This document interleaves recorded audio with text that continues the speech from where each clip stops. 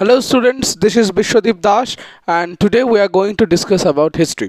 তো আগের দিন আজকে আমরা যে বিষয় নিয়ে আলোচনা করেছিলাম সেটা ছিল ভারতের ইতিহাস। অবভিয়াসলি আমরা ভারতের ইতিহাস নিয়েই কথা বলি, কিন্তু আগের দিন আমরা যেটা নিয়ে আলোচনা করেছিলাম সেটা হচ্ছে মুঘল হিস্ট্রি। তো আমরা জেনেছিলাম সম্রাট ঔরঙ্গজেবের ব্যাপারে। আচ্ছা, প্রিভিয়াস ভিডিওতে আমরা এটা বলেছিলাম যে ঔরঙ্গজেব শাসন ক্ষমতা লাভের জন্য নিজের 4 ভাই এবং তার পিতার বিরুদ্ধে চলে যায় মুঘল সালতানাতে। আমি একটু রিক্যাপ করিয়ে দিই তোমাদেরকে, যেটা আমি প্রত্যেক ভিডিওতে করাই। রিক্যাপ মানে একটা ছোট কথা রিভিশন করিয়ে দিই যে কি সম্রাট ঔরঙ্গজেব কে ছিলেন। সম্রাট ঔরঙ্গজেব ছিলেন মুঘল কালকে আমরা দুই ভাগে ভাগ করি। তো মুঘল কালকে আমরা দুই ভাগে ভাগ করি। মুঘল পিরিয়ডকে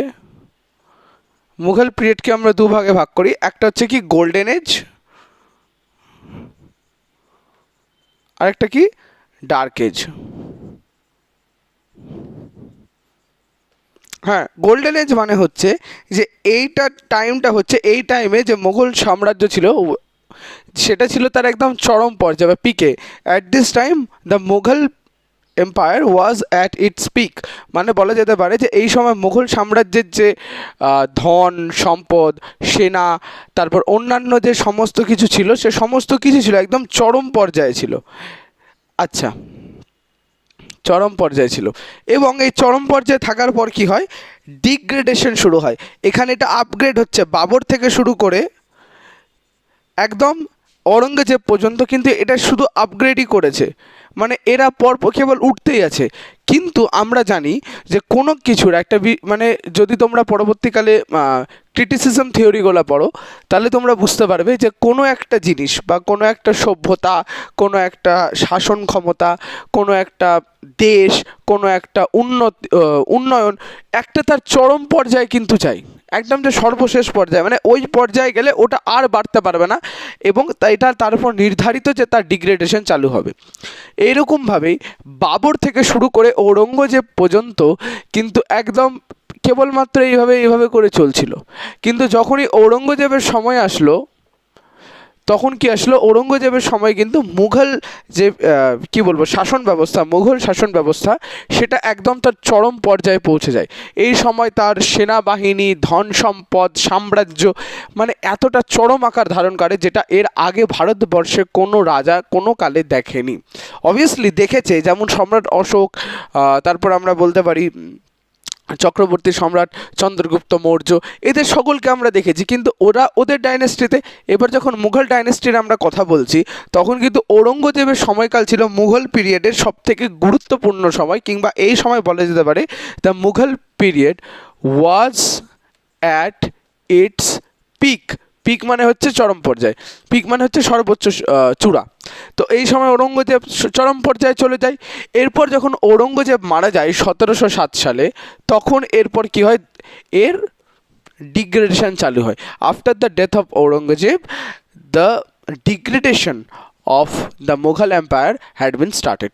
মানে এক কথায় বলা যেতে পারে যে আফটার দ্য ডেথ মানে ঔরঙ্গজেব যখন মারা যায়, ঔরঙ্গজেবের মৃত্যুর পরে কি হয়, মুঘল সাম্রাজ্যের যে মানে কি পতনটা থাকে, পতনটা যেটা হবার কথা ছিল সেটা অনিবার্য হয়ে পড়ে।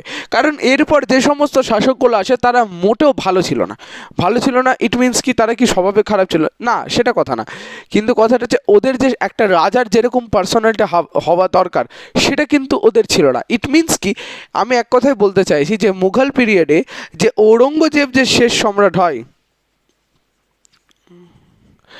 এর পরবর্তীকালেও কিন্তু বহুত সম্রাট আসে, কিন্তু তারা এরকম ছিল না যে ঔরঙ্গজেবের মতো তারা শাসন ক্ষমতাটাকে ধরে রাখতে পারবে। ওদের সেই ক্ষমতা ছিল না। এবার সেই ক্ষমতা যদি না করে তাহলে তো ধীরে ধীরে মুঘল সাম্রাজ্য ফেল ডাউন করতে শুরু করবে। হ্যাঁ, ইট হ্যাজ বিন হ্যাপেন্ড। এর পরবর্তীকালে কি হয়, ঔরঙ্গজেবের সময়কালের পরবর্তীকালে যে সমস্ত রাজা আসে they were not capable enough to run their entire empire properly. That's why after the death of Aurangzeb it had already been confirmed that the Mughal empire will not go that much further in future, মানে যাবেই না ভবিষ্যৎকালের দিকে, এরকমভাবে হয়ে গেছিলো। এর কথা একটা উদাহরণ আমি তোমাকে বলছি। 1707 সালে যখন ঔরঙ্গজেব মারা যায়, এরপর 1784 সাল প্রায় বক্সারের যুদ্ধ যখন হয়ে গেল, সরি 1764 সাল, 1764 সালে যখন বক্সারের যুদ্ধ হয়ে গেল, তখন প্রায় অনিবার্য হয়ে পড়ে যে এই মুঘলরা যাচ্ছে তাই, মানে এদেরকে কেউ সেরকমভাবে পাত্তা দেয় না। পাত্তা না দেওয়ার কারণও আছে, ওটা তোমাদেরকে আমরা ধীরে ধীরে বলবো। আজকে আমরা ওটাই জানবো। আগের দিন আমরা কি জানলাম, যে ছত্রপতি শিবাজী মহারাজের ব্যাপারেও আমরা জেনেছিলাম। তো আমি হালকা একটু মারাঠা এম্পায়ারটাকেও রিক্যাপ করিয়ে দিই। ছত্রপতি শিবাজী মহারাজের জন্ম হচ্ছে গিয়ে আমাদের 1627-এ তিনার জন্ম। 1657-এ 30 বছর পর তিনি প্রথম ঔরঙ্গজেবের সাথে সাক্ষাৎ করেন। এর কারণ হচ্ছে তার সুরাটের উপর আক্রমণ।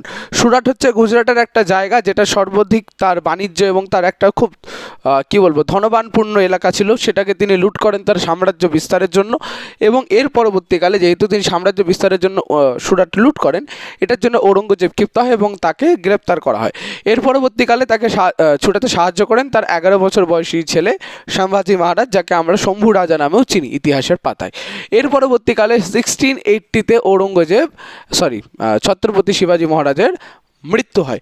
ছত্রপতি শিবাজী মহারাজের মৃত্যু হবার পরেও আগামী 27 বছর ঔরঙ্গজেব কিন্তু বেঁচে থাকে। আর এই সময় ঔরঙ্গজেবের সেনাবাহিনীর চরম পর্যায়ে ছিল।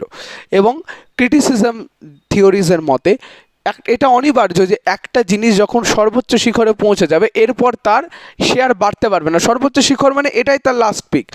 ধরো এটা এই পিকটাই তার লাস্ট, এরপর সবসময় মানে এবার তারপর তার ফেল ডাউন হতে শুরু করবে, এবার তার ডিগ্রেডেশন শুরু হবে। তো 1707 অবধি মুঘল এম্পায়ারের যে আমাদের শাসন ব্যবস্থা ছিল, কিংবা যে এই যে এরাটা ছিল, এই এরাটা চরম পর্যায়ে চলে যায় ঔরঙ্গজেবের কাল অবধি। কিন্তু এরপরে এটা কি হতে থাকে, পড়তে শুরু করে। এরপর বিভিন্ন সম্রাট হন, যেমন আমি কয়েকজনের নাম বলছি: ফারুকশিয়ার, বাহাদুর শাহ, দ্বিতীয় বাহাদুর শাহ, শাহ আলম প্রথম, শাহ আলম দ্বিতীয়, বাহাদুর শাহ জাফর। এছাড়াও তার আমরা পাই মোহাম্মদ শাহ রঙ্গিলাকে। এদের সবাইকে পাই, কিন্তু এদের স্প্যানটা খুব ছিল অল্প। মানে এই রাজা হচ্ছে এই নামই দিল, এই রাজা হচ্ছে এই নামই দিল, এই রাজা হচ্ছে এই নামই দিল, এই টাইপের। মানে এদের কোনো সম্মান টম্মান সেরকমভাবে ছিল না।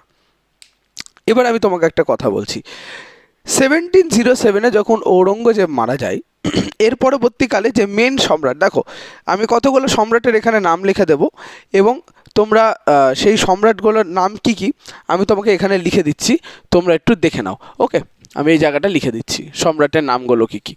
ঔরঙ্গজেব যখন মারা গেল, এর পরবর্তীকালে যে সম্রাট তারা হচ্ছে, এক নাম হচ্ছে ফারুকশিয়ার।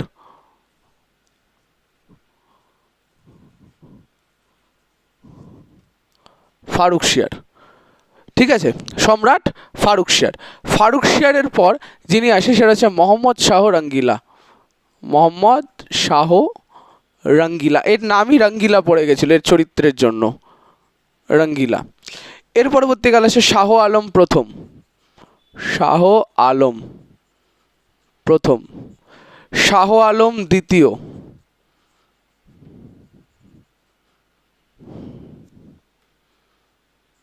হলো শাহ আলম দ্বিতীয়ের পর আরও যে সমস্ত মুঘল এম্পায়ার্সরা আসেন সেটা হলো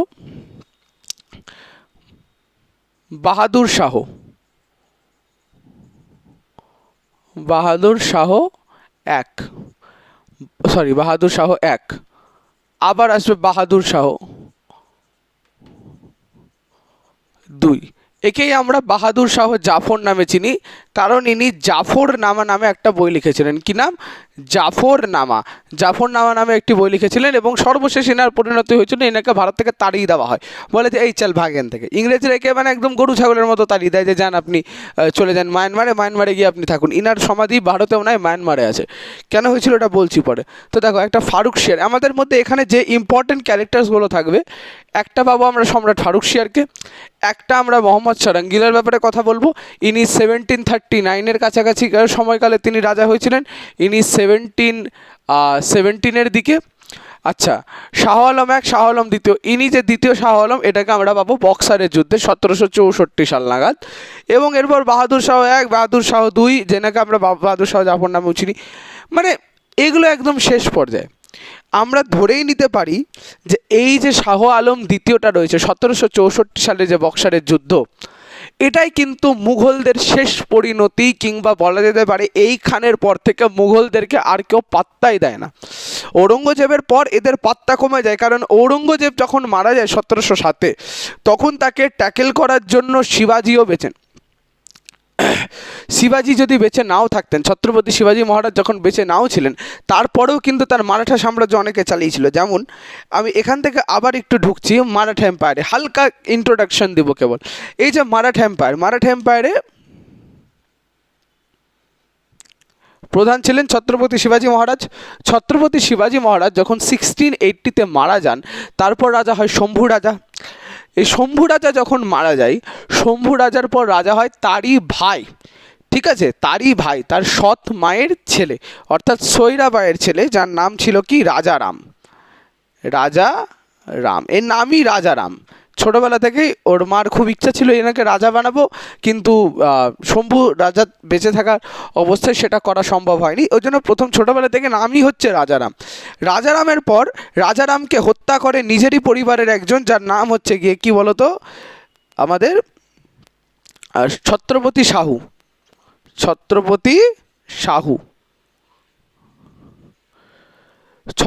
শাহু মহারাজ। এবং এই ছত্রপতি শাহু যখন মারা যান, এর পরবর্তীকালে মারাঠা এম্পায়ারে আর কোনো রকম কোনো ছত্রপতি আসেনি। আচ্ছা, ছত্রপতি একটা টাইটেল, বা যাকে আমরা বাংলাতে বলি উপাধি।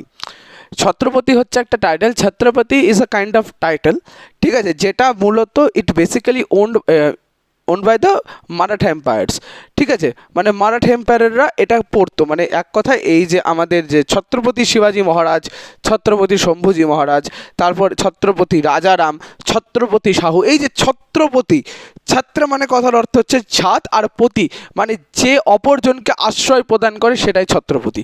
এনারা যেমন অপরজনকে, দরিদ্র মানুষদেরকে আশ্রয় প্রদান করেছিলেন, তাই জন্য এরা রেখেছিলেন ছত্রপতি। যেমন আমরা যদি দেখতে পাই অশোকের ব্যাপারে, তাহলে আমরা বলতে পারি ওটার নাম ছিল মগধ নরেশ। মগধের নরেশ মানে নর যোগ ঈশ্বর, নরের ঈশ্বর, মানুষের ঈশ্বর, মগধ নরেশ, মগধের মানুষের ঈশ্বর যিনি, তিনিই হলেন সম্রাট অশোক। একজন দিয়েছিলেন মহারাজা ধীরাজ, একজন নিয়েছিলেন বিক্রমাদিত্য, বিক্রম যোগ আদিত্য, বিক্রমাদিত্য মানে যার বিক্রম রয়েছে, অর্থাৎ বীর, মানে যার কি বলবো বল রয়েছে, বিক্রম যে সাহসী, আর আদিত্য সূর্যের মতো যার তেজ, তার সে হলো বিক্রমাদিত্য। যেমন চন্দ্রগুপ্ত, ইনি বিক্রমাদিত্যের উপাধি নিয়েছিলেন। মহারাজা ধীরাজ একজন উপাধি নিয়েছিলেন। কবিরাজ, কবিতাদের যিনি কবিদের রাজা, তিনি হচ্ছেন গিয়ে কবিরাজ সমুদ্রগুপ্তের। ভারতের নেপোলিয়ন, এগুলো দেখো, আমাদের দেশে যে সমস্ত রাজা যে উপাধি নিয়েছে, তার নামের পিছনে কোনো না কোনো মানে আছে। যেমন ছত্রপতি শাহু, ছত্র কথার অর্থ হচ্ছে ছাদ, পতি মানে হচ্ছে মানে তার স্বামী বা দেবতা, কিংবা এখানে পতি কথার অর্থ হচ্ছে আশ্রয়দাতা, অর্থাৎ যিনি সাধারণ মানুষ, দরিদ্র মানুষদেরকে আশ্রয় প্রদান করেন, তিনিই হলেন ছত্রপতি। অর্থাৎ ছত্রপতি শম্ভুজি, ছত্রপতি শিবাজি মহারাজ, ছত্রপতি শাহু মহারাজ, এরা সবাই কী ছিলেন, ছত্রপতি টাইটেলটা ওন করেছিলেন। কিন্তু যখন ছত্রপতি শাহু মারা যান, এর পরবর্তীকালে যখন ইংরেজরা আমাদের দেশে প্রায় আধিপত্য গ্রহণ করে নিয়ে যায়, তখন কিন্তু একটা বিষয় স্থির হয়ে দাঁড়ায়, ইংরেজদের পথেও কিন্তু মারাঠারা বাধা হয়ে দাঁড়িয়েছিল। ইংরেজদের পথেও কী হয়েছিল, মারাঠারা বাধা হয়ে দাঁড়িয়েছিল। এবং এই বাধা হয়ে দাঁড়ানোর কারণেই ইংরেজরা মানে একদম পরিষ্কার বলে দেয় যে ছত্রপতি শাহু মরে গেছে, এরপর আর মারাঠা জগতে কোনো রকম কোনো ছত্রপতি আসবে না। অর্থাৎ এই ইংরেজরা কি করে, ছত্রপতির পদটাকেই লুপ্ত করে দেয়, বলে ছত্রপতি বলে আর কিছু থাকবে না, ইংরেজরা ছত্রপতি পদটা লুপ্ত করে দেয়। এবং ছত্রপতি মারা গেল, তাহলে কি মারাঠা এম্পায়ার শেষ? না, এরপরে মারাঠা এম্পায়ার চালিয়ে নিয়ে যায় পেশওয়ারা। পেশওয়া এদের আন্ডারে হয়ে কাজ করতো, জাস্ট লাইক প্রধানমন্ত্রী ও সেনাপতি। তো ছত্রপতি টাইটেলটাই যখন মানে সরে গেল, অর্থাৎ রাজার টাইটেলটাই মুছে গেল, তখন এদের হয়ে কাজ করতে শুরু করলো কে, পেশওয়া। এদের মধ্যে কয়েকজন বিখ্যাত পেশওয়া রয়েছেন কে, পেশওয়া বালাজি বিশ্বনাথ, বালাজি বাজিরাও ওয়ান, মাধব নারায়ণ রাও, এবং তার পরবর্তীকালে যদি আমরা বলি তাহলে বালাজি বাজিরাও দুই, কিংবা আরেকটা যদি আমরা বলি তাহলে শামশের বাহাদুর। তো এই কয়েকজন ছিলেন হচ্ছে গিয়ে পেশওয়া, অর্থাৎ যে এদের হয়ে কাজ করতেন, এক কথা এদের প্রধানমন্ত্রী টাইপের। তো এটা গেল মারাঠা এম্পায়ারের একটা শর্ট হিস্ট্রি। আমি আবার মুঘলে ফিরে আসছি, কারণ আগে মুঘলটা বুঝে নেব। আচ্ছা, তো 1764 সালে, আবার বলছি 1764 সালে যখন বক্সারের যুদ্ধ হয়ে যায়, 1764 সালে যখন বক্সারের যুদ্ধ অলরেডি হয়ে গেছে, সেই সময় কিন্তু এই যে মুঘল যে দরবার কিংবা মুঘলের যে আধিপত্য সেটা অনেকাংশে কমে এসছে, এবং এটার পর এদেরকে আর কেউ ভ্যালু দেয় না। শাহ আলম দ্বিতীয় যখন বক্সারের যুদ্ধে হেরে যায়, তাকে দিয়ে একটা সন্ধি স্বাক্ষরিত করানো হয়, এলাহাবাদের সন্ধি। এই এলাহাবাদের সন্ধিতে এত অপমানজনক চুক্তি করা হয় মুঘল সম্রাটের সাথে, যেটা মনে হয় এ কেউই না ভাই, যাচ্ছে তাই লোক, এই টাইপের। তো এরপর এদের তো আধিপত্য কমেই যায়, একে তো ভারত থেকে তাই যা বেটা জাতি, ভারত থেকে চলে যা সিমরান জিলে আপনি জিন্দগি, এই টাইপের যদি এরকম কাজকর্ম হয়, তাহলে 1764 অলরেডি এদের আধিপত্য কমতে শুরু করে গেছে। আর এই সময় ইংরেজদের পথে বাধা হয়ে দাঁড়িয়েছিল মারাঠা ঠিকই, কিন্তু মারাঠারা নিজের পতন নিজে সুনিশ্চিত করে। কেমনভাবে? দেখো, মারাঠা এম্পায়ারের উৎপত্তি কিন্তু মুঘল সাম্রাজ্যের পরে, অবভিয়াসলি মারাঠা সাম্রাজ্যের উৎপত্তি মুঘল সাম্রাজ্যের পরে হলেও এর পতন কিন্তু মুঘল সাম্রাজ্যের আগে। যেমন কি করে বলছি, মারাঠা সাম্রাজ্যের উৎপত্তি হলোটা কি করে? ছত্রপতি শিবাজী মহারাজ যদি জন্ম না নিতেন, তাহলে কি মারাঠা এম্পায়ারের উৎপত্তি হতো? কোনো দিনই হতো না। এটার জন্য আমরা যদি একটা কথা বলতে পারি, যে আমরা ধরে নিলাম 1627 সালে মারাঠা এম্পায়ারের উৎপত্তি আমরা ধরে নিচ্ছি, ওকে, এবং ছত্রপতি শিবাজী মহারাজ মারা গেলেন, তারপরে এতজন মিলে চালালেন, শেষ পর্যন্ত 1761 সালে হয় পানিপথের তৃতীয় যুদ্ধ, বা যাকে আমরা বলি the third battle of Panipat. In 1761 the third battle of Panipat had been fought between two major prominent personalities. প্রথমত হচ্ছে দ্য মারাঠা এম্পায়ার, অ্যান্ড তারপরে হচ্ছে আফগানিস্তানের শাসক আহমেদ শাহ আবদালি। 1761 কি হয়? থার্ড ব্যাটেল অফ পানিপথ হয়, third battle of Panipat, and it had been found between hmm. যদি তোমাকে জিজ্ঞেস করে কাদের মধ্যে হয়েছিল, তাহলে প্রথমত হবে এটা মারাঠা এম্পায়ার, মারাঠা ভার্সেস আহমেদ শাহ আবদালি, আহমেদ শাহ আবদালি। একে আমরা আহমেদ শাহ দুররানিও বলে চিনি, দুররানি,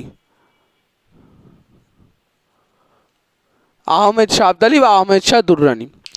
এবার একটা বোঝার বিষয় আছে, যখন মুঘল সাম্রাজ্যের যে আধিপত্য সেটা কমতে শুরু করে, ওর পাশাপাশি এটা যখন কমছে, অর্থাৎ ঔরঙ্গজেবের মৃত্যুর পর যখন মুঘল সাম্রাজ্যের আধিপত্য কমতে শুরু করছে, সেই সময় কিন্তু মারাঠা সাম্রাজ্যের উত্থান হচ্ছে, বিরাট উত্থান।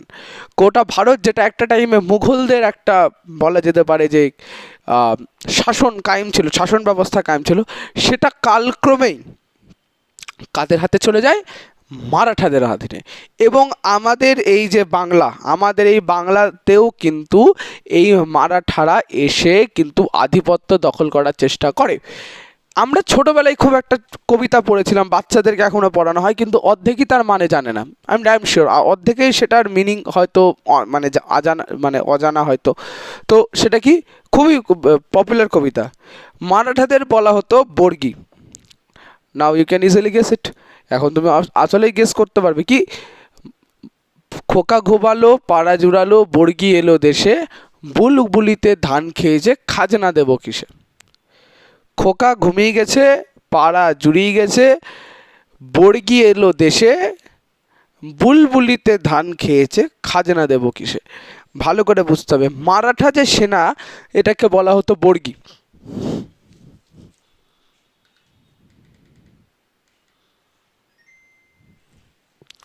এই যে মারাঠা সেনা, এটাকে বলা হতো বর্গি।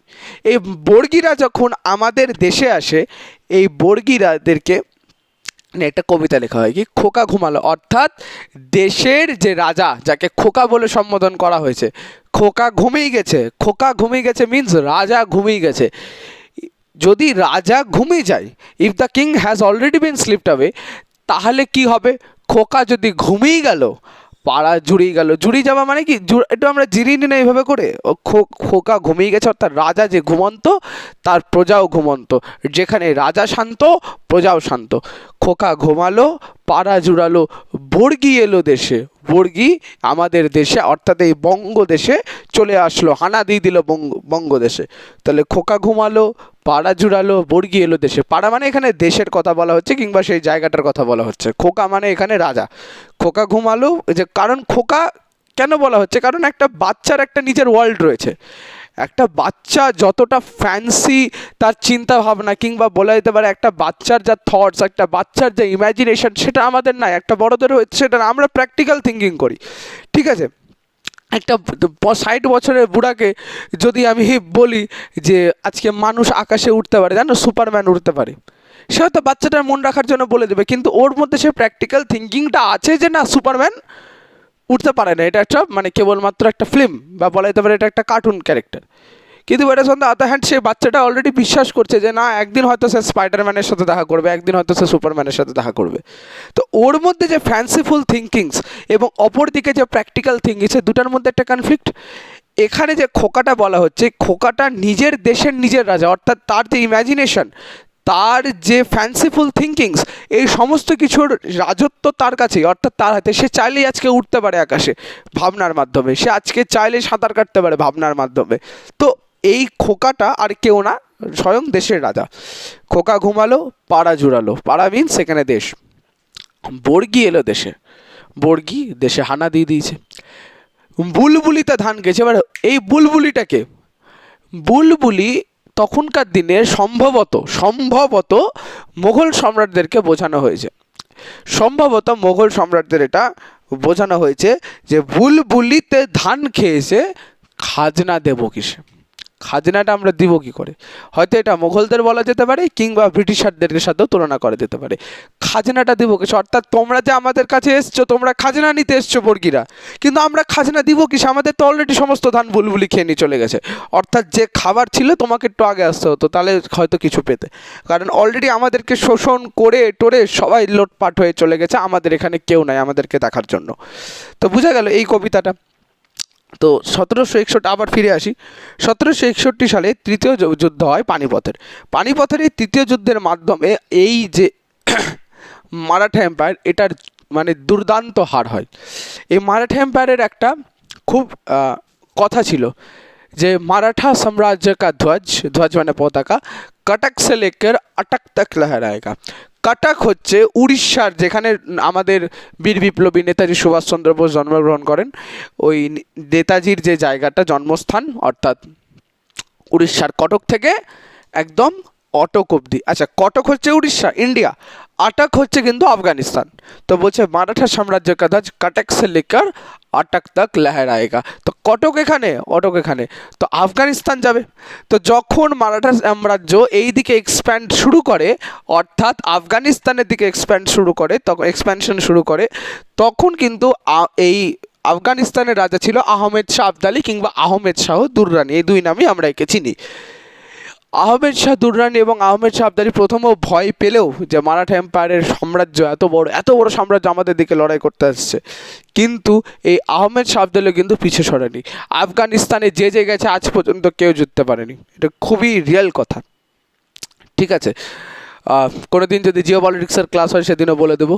সো এই আফগানিস্তান থেকে যারা এসেছিল, অর্থাৎ আহমেদ শাহ আবদালি, এই আহমেদ শাহ আবদালির কাছে কিন্তু মারাঠা এম্পায়ার টিকতে পারেনি, মারাঠা এম্পায়ার এতে হেরে যায়। কত সালে হয়েছিল? 1761। 1761 সালে মারাঠা এম্পায়ারের সাথে আহমেদ শাহ দুররানির যুদ্ধ হয়, এবং এরা আহমেদ শাহ দুররানি জিতে যায়। এর ফলে মারাঠা সাম্রাজ্যের পুরোপুরিভাবে পতন নিশ্চিত হয়ে যায়। কিন্তু এখনও কিন্তু মুঘল সাম্রাজ্য চলছে, কারণ এটা হয় 1761, আর এটার 3 বছর পর হয় বক্সারের যুদ্ধ, যেখানে আমরা দেখছি অলরেডি শাহ আলম দ্বিতীয় দাঁড়িয়ে আছে যে না, আমি এবার যুদ্ধ করব। শাহ আলম যুদ্ধ, বক্সারের যুদ্ধ কি, ওটা আমরা ধীরে ধীরে আসবো। বক্সারের যুদ্ধের জন্য আমাদেরকে বুঝতে হবে পলাশির যুদ্ধ, পলাশির যুদ্ধের জন্য আগে আমাদেরকে বুঝতে হবে কী হয়েছিল, এই অ্যাকচুয়াল জিনিসটা কি। হালকা একটু কর্ণাটকের যুদ্ধতেও আমাদেরকে যেতে হবে, কারণ হিস্ট্রি ইন্টারকানেক্টেড। আর আমাদের এখানে মেন প্রবলেম হচ্ছে কি, যে যতজন আছেন, ঠিক আছে, বেশিরভাগ লোকই কিন্তু ইতিহাস কেবলমাত্র পড়ে চলে যায়, যে বইয়ে এটা এটা দিয়েছে, এটা বুঝার ব্যাপার আছে ইতিহাসগুলোতে, যে এটার সাথে কেন হলো, এটার সাথে এটা কেন হলো, কি হলে এটা হলো। আজকে আমি যদি হঠাৎ বলি ভারতে জানো দ্বৈত শাসন ব্যবস্থা চালু ছিল, হোয়াট ইজ দ্বৈত শাসন, হোয়াট ইজ ডুয়াল অ্যাডমিনিস্ট্রেশন, তোমরা হয়তো জানোই না।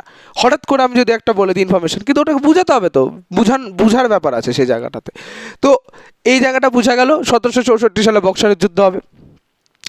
এর পরে আসছি, এর আগে 1757 সালে অলরেডি কি হয়ে গেছে, পলাশির যুদ্ধ। এবার আমরা যে বিষয় নিয়ে কথা বলবো সেটা হচ্ছে পলাশির যুদ্ধ। কিন্তু পলাশির যুদ্ধের জন্য আমাদেরকে আগে বুঝতে হবে 1717 সালের এইটা ফারুকশিয়ার। অলরেডি এই সময় ইংরেজরা ভারতে চলে এসছে। ভারতে শুধু ইংরেজরা শাসন করেনি, ভারতে শাসন করেছে বিভিন্ন বৈদেশিক ঔপনিবেশিক শক্তি। যেমন এটাকে আমরা একটা শর্ট ট্রিক দিয়ে মনে রাখতে পারি, পেড কর দে ফিস। ঠিক আছে, যেমন একটা যদি সহজ কথা বলি, প্রথমে আসে পর্তুগাল। আচ্ছা, পেড কর দে ফিস। ঠিক আছে, প্রথম আছে পর্তুগাল, ড দিয়ে হচ্ছে ডেনমার্ক। ঠিক আছে, আচ্ছা এরপর আসা হচ্ছে কার্দে দিয়ে কিছু আমরা, এরপর হবে হচ্ছে ফ্রান্স, ইংল্যান্ড,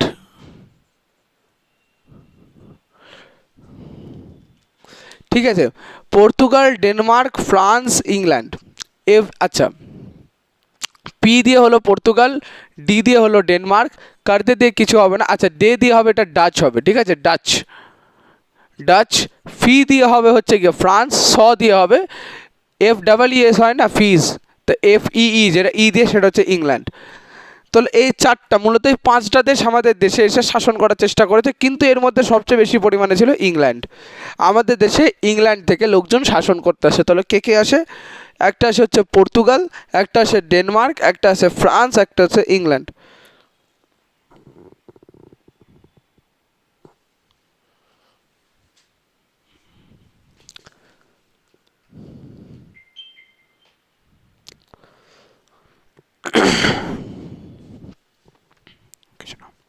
ওকে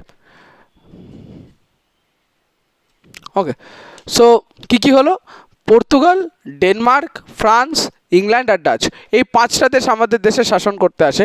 কিন্তু পাঁচটার মধ্যে টিকতে পারে অনলি, বলতে পারবো আমরা, তিনটা। কে? France, England, Portugal. France, England, Portugal. France, England, Portugal. France, England আর পর্তুগাল। পর্তুগালকে আমরা পর্তুগিজও বলি, পর্তুগাল বা পর্তুগিজ যেটা আছে। আর এখানে মূলত তিনটা ছিল, পর্তুগাল, ফ্রান্স, ইংল্যান্ড। 1717 সালে, অর্থাৎ যখন 1707 সালে যখন ঔরঙ্গজেব মারা যান, ঔরঙ্গজেবের সময়কাল থেকে কিন্তু, জাহাঙ্গীরের সময়কাল থেকে কিন্তু অলরেডি ভারতে ইংরেজদের আধিপত্য বা ইংরেজদের আনাগোনা শুরু হয়। ইংরেজদের আনাগোনা শুরু হলো, প্রাথমিক পর্বে ইংরেজরা চেয়েছিল ভারতে আমরা আসবো শুধু ব্যবসা বাণিজ্য করতে, কিন্তু কালক্রমে তাদের এই যে ব্যবসা বাণিজ্যের যে মুখোশ সেটা খসে পড়ে, এবং তারা যে ভারতকে তাদের একটা কলোনি বানাতে এসেছিলো এটা প্রকৃষ্ট হয়ে ওঠে। এক কথায় তাদের যে একটা মাস্ক পড়েছিল, তারা একটা মুখোশ পড়েছিল যে আমরা ভারতকে কেবলমাত্র অ্যাজ আ বিজনেস পারপাসে এসেছি, আমরা কেবল বিজনেস করে আমরা বাড়ি চলে যাবো, এটা একদমই কোনোদিনও ছিল না। তারা এসেছিল ভারতের উপর আধিপত্য কায়েম করতে, কিন্তু এটা তারা একদিনে করেনি, ধীরে ধীরে করেছে। যেমন এই সময় পর্যন্ত কিন্তু 1707 সালে যখন ঔরঙ্গজেব মারা যায়, ঔরঙ্গজেবের পর ব্রিটিশাররা দেখে যে ভারতে আর সেরকম পরিমাণে কোনো দক্ষ শাসক নেই। অপরদিকে কেবলমাত্র উঠছে কে, ছত্রপতি শিবাজী মহারাজ, কিন্তু ওটারও কিছুদিন পর এন্ড হয়ে যায়। ওরা ওয়েট করে, ইংরেজরা ওয়েট করে যে যতক্ষণ না পর্যন্ত এদের সমস্ত কিছু নিজেদের মধ্যে লড়ে টড়ে শেষ হচ্ছে, আমরা ততক্ষণ কিছু করব না, কারণ এখন যদি কিছু করে বসলাম এরা লাত মেরে তাড়িয়ে দেবে। কারণ এদের মধ্যে নিজেদেরই মধ্যে কি আছে, সাম্রাজ্য নিয়ে ভেদাভেদ আছে।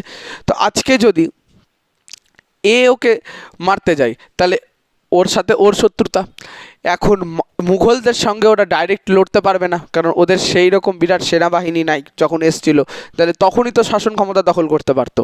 পরবর্তীকালে মারাঠাদেরকেও ওরা করলো না, কারণ এদের মধ্যে পেশেন্স খুব, যে না আমি ওয়েট করব যতক্ষণ না আমার চান্সটা আসছে, এ ওয়েট করলো। এবং ওয়েট করতে করতে করতে করতে ঔরঙ্গজেব অলরেডি মরে গেল। এরা দীর্ঘদিন ওয়েট করে ইংরেজরা, যে না আমরা একদিনে শাসন ক্ষমতা দখল করব না, আমরা ধীরে ধীরে ধীরে ধীরে যখন বুঝবো যে কি হচ্ছে না হচ্ছে সমস্ত কিছু অ্যানালাইসিস করে তারপর আমরা শাসন ক্ষমতা দখল করব। 1707 সালে যখন ঔরঙ্গজেব মারা যায়, এর পরবর্তীকালে সম্রাট হন সম্রাট ফারুকশিয়ার। সম্রাট ফারুকশিয়ার যখন সিংহাসনে বসে তখন 1717 সালে 1717 সালে এই সম্রাট ফারুকশিয়ার ইংরেজদেরকে একটা দরখাস্ত দেয়। কি দেয়? দরখাস্ত। এই দরখাস্তের নামই হচ্ছে দস্তক। কি বলা হতো এটাকে? দস্তক। দস্তক। বাহ, খুব সুন্দর পেন, এটা কালি পড়ে না। নাম কি? দস্তক। দস্তক। কত সাল? 1717। এই 1717 সালে সম্রাট ফারুকশিয়ার ব্রিটিশ ইস্ট ইন্ডিয়া কোম্পানি, আচ্ছা এবার মনে রাখতে হবে একটা বিষয়, যে যখন এরা ভারতে আসে সাম্রাজ্য দখল করতে, এরা তো একটা ট্রেড কোম্পানি ছিল, ট্রেডিং কোম্পানি। এটা একটা ট্রেড কোম্পানি, যে না আমরা আসবো ব্যবসা বাণিজ্য করে চলে যাবো, এটা এদের মেন ধারণা ছিল, মানে এটা এদের মূল উদ্দেশ্য ছিল। কিন্তু এটার তো একটা নাম হবে, এটার নাম ছিল ব্রিটিশ ইস্ট ইন্ডিয়া কোম্পানি।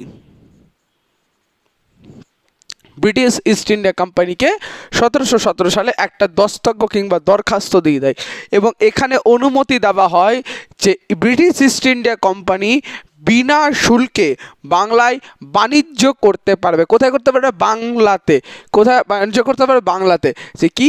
বিনা শুল্কে, কোনো শুল্ক, শুল্ক মিনস ট্যাক্স, কোনো ট্যাক্স দিতে হবে না, মানে তোমরা যা করবা। কিন্তু আবার এখানে শর্ত ছিল যে কি? ফারুকশিয়ারের ফরমান বা এই দস্তকের ব্যবহার তখনই করা যাবে যখন British east India company as an agency কিংবা অ্যাজ আ ট্রেড কোম্পানি, অর্থাৎ কোম্পানির লাভের জন্য যখন কাজ করবে। তবে মনে হচ্ছে সবই তো কোম্পানির লাভের জন্য করবে না, সমস্ত কিছু কোম্পানির লাভের জন্য করবে না। কোম্পানির মধ্যে মানুষও কাজ করে, মানুষ নিজেও চাইবে নিজের পকেটটা মোটা করতে। এবার এখানে শুরু হয় অপব্যবহার। ফারুকশিয়ারের ফরমান 1717 সালে, বা যাকে আমরা দস্তক নামেও চিনি, আমি আবার বলছি, তিনি 1717 সালে ব্রিটিশ ইস্ট ইন্ডিয়া কোম্পানিকে একটা দরখাস্ত দেন, এবং এখানে বলা হয় যে ব্রিটিশ ইস্ট ইন্ডিয়া কোম্পানি বাংলায় বিনা শুল্কে অবাধে বাণিজ্য করতে পারবে, এটার জন্য তাকে কোনোরূপ শুল্ক দিতে হবে না। কিন্তু এখানে এটাও বলা ছিল টার্মস অ্যান্ড কন্ডিশনসে, যে ব্রিটিশ ইস্ট ইন্ডিয়া কোম্পানিকে তখনই শুল্ক দিতে হবে না কিংবা তখনই এ দস্তকের ব্যবহার করতে পারবে যখন ইংরেজরা নিজেদের পরিবর্তে, অর্থাৎ ইন্ডিভিজুয়ালিটিকে বাদ দিয়ে যখন তারা কোম্পানির হয়ে কাজ করে কোম্পানিকে প্রফিট পাঠাবে তখনই, তাছাড়া না। এবার যখনই দস্তক পেয়ে গেল, ইংরেজরা দেখলো এরা তো লেলা পাগলা সব, এরা কেমন, এদের মধ্যে সেই কোয়ালিটি নাই। এরা কি করতে বললো? তখন থেকে 1700 সাল থেকে এদের পাখা গজাতে শুরু করলো। পাখা গজাতে যেই শুরু করলো, এরা বললো যে না আমরা তো দস্তক মানবো না, দস্তক আছে, কিন্তু অপব্যবহার করলো, মিসইউজ করতে শুরু করলো এবং নিজের পকেট ভরতে শুরু করলো। এটা তখন খবর পৌঁছায় সম্রাটের কানে। সম্রাট তখন কি করে? এদের বিরুদ্ধে স্টেপ নেয়। এবার যেই স্টেপ নিল, এদের সাথে হয়ে গেল কি পাঙ্গা, তুই আমাকে বলবি, মেরেই একদম মেরেই ভরে দেবো। প্রথমত কনফ্লিক্ট লাগে এটার জন্য, এবং এটা কন্টিনিউয়েশন হয়, এটা একদিন চলে না, এটা দীর্ঘদিন ধরে চলে। কিন্তু এদের মধ্যে সেই কোয়ালিটি নাই যে আমরা বলবো আপনি কিছু করবেন এরকম টাইপের, মানে কোনো কোয়ালিটি নাই, কোয়ালিটিলেস। ওটার জন্য এখান থেকে এদের মানে বেশি দিন চলেনি, এটা খুব তাড়াতাড়ি এদের সমস্ত মানে যে এক্সপ্যানশন বলছি, সরি, যে এদের যে টেনিয়র যেগুলো, এই সমস্ত টেনিয়রগুলো খুবই অল্প, মানে কেউ 2 বছর, কেউ 4 বছর, কেউ 5 বছর। কোথায় ছিল অহোম সাম্রাজ্য? আসামের অহোম সাম্রাজ্য প্রায় 1200 বছর শাসন করেছে। এখানে এরা 2 বছর, 4 বছর, 5 বছর, 6 বছর, এইরকম। মানে এদের যে এই মানে গোল্ডেন এরার পরে যারা আছে ডার্ক এজে, এদের টেনিয়র এত কম যে মানে কি পাল্টাচ্ছে, মানে এরা সিংহাসন পাল্টাচ্ছে না মানুষ নিজের রং পাল্টাচ্ছে, পাল্টানো মানে সেটা ধারণা করা মুশকিল। তো এটা হলো 1717 সালে, এটা দীর্ঘদিন ধরে চলে। এবার যখন এটা দীর্ঘদিন ধরে চলতে থাকে তখন এদের মনে একটা ক্ষোভ সৃষ্টি হয়। কাদের মনে ক্ষোভ সৃষ্টি হয়? সম্রাটদের মনে। কিন্তু এরা কিছু করতে পারছে না, এরা চুপচাপ থাকে, দীর্ঘকাল সময় যেতে থাকে এবং ব্রিটিশ ইস্ট ইন্ডিয়া কোম্পানি যখন দেখে যে আমাদের পকেট যখনই মোটা তখনই বুঝে নিতে হবে এদের কাছে কী চলে এসছে, পাওয়ার। বিকজ মানি ব্রিংস ইউ পাওয়ার। যখন তোমার কাছে হাতে টাকা আসবে তুমি কিন্তু অলরেডি পাওয়ারফুল। আজকে পাওয়ারফুল কে? যে জিম করে, নাকি যে তার কাছে টাকা আছে? যার কাছে টাকা আছে সে obviously powerful. Those who have money in their hands are much more powerful than the body builders. That's the reality, that's the bitter truth and you have to accept it. এটা মেন কথা। তো এদের হাতে যখন টাকা চলে আসে, British east India company individual বলছে আচ্ছা একটা কাজ করে দিতে পারে, আমাদের কাছে এত পয়সা, আমরা প্রায় এদের মতো হয়ে গেছি, আমরা একটা কাজ করতে পারি না, আমরা যদি এটাকে দখল করে নিই কী কত ভালো হয় না? যদি দখল করে নিলাম তাহলে আমাদেরকে তো কিছু দিতে হবে না, উল্টা আমরা এদের কাছ থেকেই টাকা নিব, এদের টাকাতেই ব্যবসা করব, যা প্রফিট হবে ব্রিটেনে পাঠিয়ে দেবো, টাকা গেলে এর গেল, আমার আর কি। যদি আজ যেমন কথাটা হয় আর কি, মানে আমি কারো কাছ থেকে টাকা নিলাম, টাকা নিয়ে আমি ওটাকে স্টক মার্কেটে দিলাম, স্টক মার্কেটে যদি লাভ হয় লাভের টাকা আমার, এবার যা ওর সুদ মানে যা ও আসল টাকা দিবে কিংবা যেটা ওর ক্যাপিটাল থাকবে ওটা ওকে দিলাম। কারো কাছ থেকে আমি 1 লাখ টাকা ধার নিলাম, স্টক মার্কেটে খেলালাম, আমি 1,30,000 টাকা লাভ করলাম। তো 30,000 টাকা আমি আমার কাছে রাখলাম, আমি বাকি 1 লাখ টাকা ওকে দিয়ে দিলাম।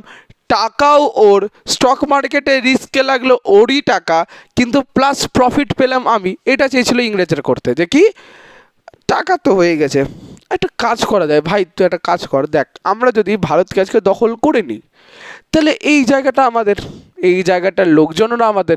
তো এরা যে ট্যাক্সটা দিচ্ছে সরকারকে কিংবা এরা যে ট্যাক্সটা দিচ্ছে রাজাকে সেটা তাহলে আমরা পাবো। আমরা যদি ওই ট্যাক্সটা পাই, আমাদের কাছে অলরেডি টাকা আছে, তাহলে টাকাটাকে আমরা ইউজ করি। টাকাটাকে আমরা কিসে ইউজ করব? এদের বিরুদ্ধে। এদের বিরুদ্ধে যদি আমরা টাকাটা ইউজ করে এদেরকে সরিয়ে দিতে পারলাম, মানুষজন এখন কার আধিপত্যে থাকবে? এদের না আমাদের? আমাদের আধিপত্যে থাকবে না। হ্যাঁ ভাই ঠিক, কথা তো ঠিক বলছিস। তাহলে যখন আমাদের আধিপত্য থাকবে, তাহলে ভাই কথাটা শোন, যখন আধিপত্য আমাদেরই থাকবে তাহলে ট্যাক্সও কাকে দিবে? আমাদেরকে। উপরন্ত কামাই আমাদের। আমরা এবার ওই টাকা দিয়ে ব্যবসা করলাম, ব্যবসা করে যা লাভ হলো সেটা আমরা ইংল্যান্ডে পাঠিয়ে দিলাম, কিছুটা নিজের কাছে রাখলাম। আর যদি টাকা লসই খেলো, কার বাবার কি যায় আসে? আমাদের কি কিছু আসছে? টাকা তো যাচ্ছে এদের, সাধারণ মানুষের, আমাদের কি? ঠিক আছে, এইরকম মেন্টালিটি, মানে ব্যবসায়ী লেভেল চরম আকারে চলে গেছে।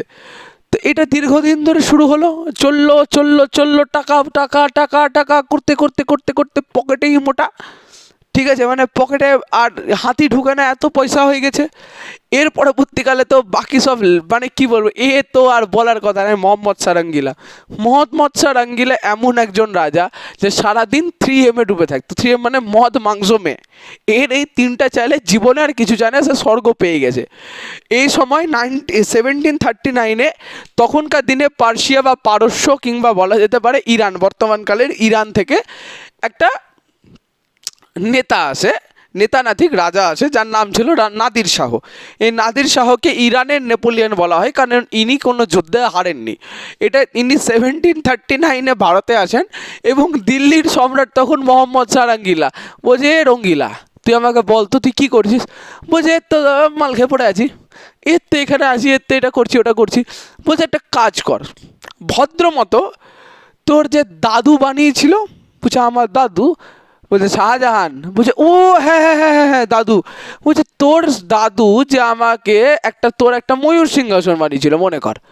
বলছে হ্যাঁ বানিয়ে তো ছিল। বলছে কোন ময়ূর সিংহাসন? বলছে যেটাতে তুই বসে আছিস রে মাতাল। বলছে হ্যাঁ হ্যাঁ হ্যাঁ হ্যাঁ ঠিক ঠিক ঠিক ময়ূর সিংহাসন। বলছে ঠিক আছে একটা কাজ কর, এই ময়ূর সিংহাসনটা আমাকে দিয়ে দে। বলছে কেন দেবো? বলছে না দিবি তো গলা কাটতে দেবো। বলছে না দিবি তো তারপর দেখাচ্ছি। তো বলছে ঠিক আছে নিয়ে নাও। মোহাম্মদ সারাঙ্গিলা আসে, এখান থেকে নাদির শাহ আসে, মোহাম্মদ সারাঙ্গিলাকে বেদম পিটায়, আর এখান থেকে ময়ূর সিংহাসন নিয়ে কোথায় চলে যায়? তার পারস্যে বা ইরানে। এই ময়ূর সিংহাসনের উপরেই লেখা ছিল কোহিনূর হীরা। এই কোহিনূর হীরা কে এনে দিয়েছিল? এটা ছিল বর্তমান এই কোহিনূর হীরার যদি ইতিহাস দেখা যায়, এটা ছিল দক্ষিণ ভারতের কাকতীয় বংশের রাজার কাছে। কোন বংশের রাজা? কাকতীয় বংশের রাজার কাছে এটা ছিল। এর পরবর্তীকালে সেখান থেকে সেটা উদ্ধার করে নিয়ে আসে আলাউদ্দিনের পর এটা দিল্লিতেই থেকে যায় এবং এটা চলতে চলে যায় মোহাম্মদ শাহ রঙ্গিলার উপর। মোহাম্মদ শাহ রঙ্গিলা যখন শেষ অবধি থাকে, এরপর এটাকে নিয়ে চলে যায় ইরানে। নাদির শাহ এটাকে ইরানে নিয়ে চলে যায়। ইরানে যখন নিয়ে চলে যায় তখন তারপর ভারত আর এই কোহিনূর হীরা থাকে না, কিংবা ময়ূর সিংহাসনও থাকে না। কোহিনূর হীরাকে পরবর্তীকালে আবার ভারতে ফিরিয়ে আনা হয় এবং পরবর্তীকালে এটা আবার ব্রিটেনে চলে যায়, যেটা বর্তমানকালে ব্রিটেনের মহারানী তার তাজে বা মুকুটে পড়ে। তো কোহিনূর হীরা আমাদেরই ছিল, কিন্তু এখন আমাদের দেশে নেই, বাবা যায়, প্যারাডক্স। যাই হোক, 1739 হলো এবং এটার সাথেই কিন্তু এই সময় কি হলো, দিল্লিতে যে সম্রাটগুলো ছিল এরা তো সেরকম অর্থে ইফেক্টিভ না। এটার জন্য এটা কি করে, ভারতের যে বিভিন্ন জায়গাগুলো ছিল ওই জায়গাগুলোতে এদের এক একটা করে মানে প্রভিন্সে ভাগ করে দেয়। মানে ধরে নাও রাজ্য, যেমন প্রধানমন্ত্রীর কে সাহায্য করার জন্য স্টেটে থাকে সিএম, পিএম এর পরে কে আছে? সিএম, চিফ মিনিস্টারকে সহায়তা করার জন্য কে আছে? আমাদের বিভিন্ন ডিস্ট্রিক্টের ডিএম আছে।